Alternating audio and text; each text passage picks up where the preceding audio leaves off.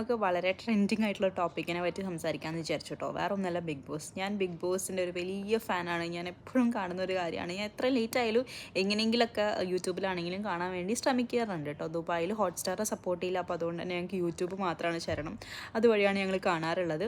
And ഇന്നലെ, അതായത് Saturday എപ്പിസോഡിൽ ലാലേട്ടൻ വന്നപ്പോൾ കുറച്ച് കാര്യങ്ങളൊക്കെ പറഞ്ഞിട്ടുണ്ടായിരുന്നു. എനിക്ക് ഭയങ്കര ഫെയർ ആയിട്ട് തോന്നി. ഒരു വൈൽഡ് കാർഡ് എൻട്രിയിൽ വന്നിട്ടുള്ള ഒരു കണ്ടസ്റ്റൻറ്റിനെ ഭയങ്കരമായിട്ട് ലാലേട്ടൻ ചീത്ത പറയുന്നു, അല്ലെങ്കിൽ ആൾ ചെയ്തിട്ടുള്ള തെറ്റുകളൊക്കെ ചൂണ്ടിക്കാണിക്കുന്നത് ഞാൻ കണ്ടു.